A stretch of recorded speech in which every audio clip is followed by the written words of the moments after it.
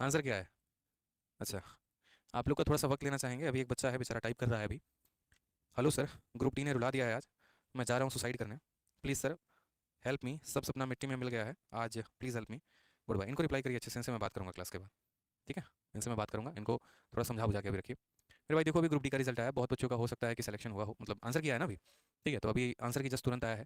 तो देखो इसमें यार इतना नेगेटिव होने की जरूरत नहीं है, ग्रुप डी का ही रिजल्ट है जो कि आपका भी 10th और 12th लेवल पर होता है ना परीक्षा, 10th लेवल पर होता है। तो अभी आपके पास कई सारे आपके स्कोप बाकी हैं, ऐसा नहीं है कि आपकी उम्र चली गई है और शायद ये जिंदगी का आपका आखिरी फॉर्म था, इसके बाद आप जिंदगी में कभी कुछ अप्लाई ही नहीं कर पाएंगे।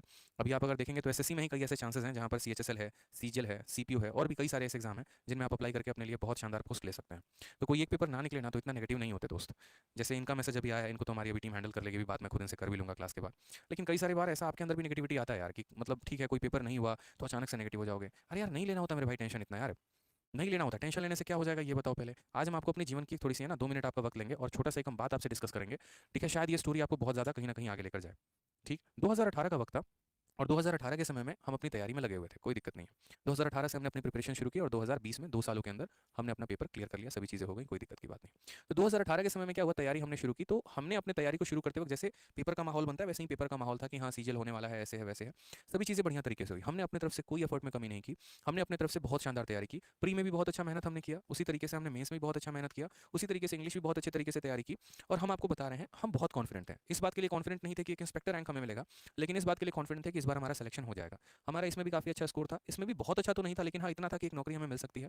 उसके बाद एक आता था ना टीयर 3 यहाँ पे, और टीयर 3 का मतलब हो गया आपका डिस्क्रिप्टिव का पेपर। और डिस्क्रिप्टिव के पेपर के लिए यकीन मानिए हमने डिस्क्रिप्टिव की कॉपी लिख लिख कर, जितने भी यहाँ मुखर्जी नगर में अच्छे अच्छे इंस्टीट्यूट्स हैं तो कुछ उनके टीचर से मेरा संपर्क था, जा जाकर अपनी कॉपी हम उन्हें दिखाते थे, उनसे हम आइडियाज़ लेते थे। इनसाइट आईएएस हो गया, विजन आईएएस हो गया, इनकी वेबसाइट से हम यहाँ पर आर्टिकल्स को पढ़ पढ़ के हम लिखने का तरीका खोजते थे कि कैसे हम डिस्क्रिप्टिव को लिखें और बेहतर कैसे लिखें और बेहतर कैसे लिखें।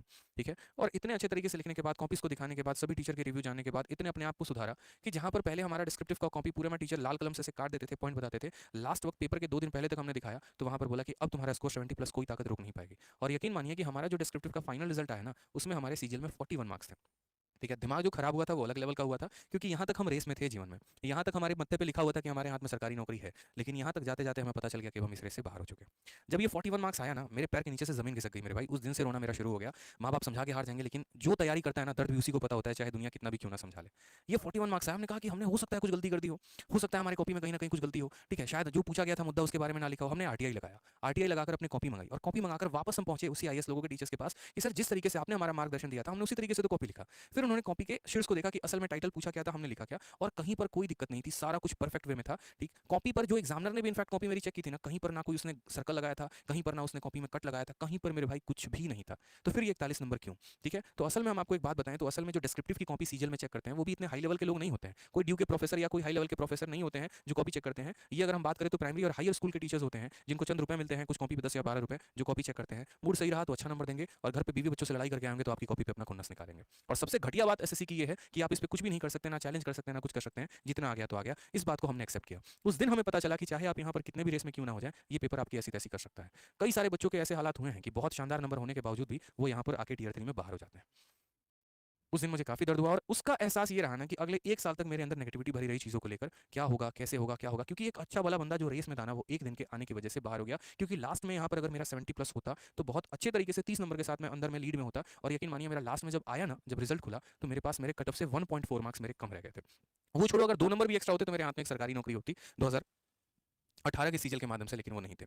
लेकिन इसका परिणाम ये नहीं हुआ कि हमने पढ़ाई छोड़ दी, इसका मतलब ये नहीं हुआ कि हम चीज़ों में बहुत नेगेटिव हो गए, दिन रात बैठ के एसएससी को गाली दे रहे हैं, दिन रात बैठ के यहाँ पर जो है नेगेटिव ही ढूंढे जा रहे हैं, हमने मेहनत कर ली, हम सुसाइड करने निकल गए। ऐसा नहीं था, वक्त लगा, समझने में आया कि हाँ यार ठीक है कोई बात नहीं, किस्मत का खेल होता है, अगली बार वापस से मेहनत की। अगली बार तो हम ये मान के चले ना साला ये कुछ होता ही नहीं है, इसमें मेरे को है ना तुम 30 नंबर दे दो, फिर भी इधर इतना लेकर आऊंगा कि तुम्हारे ये 30 रहे तो भी ठीक, ना रहे तो भी ठीक, सिलेक्शन तो मेरा होना तय है।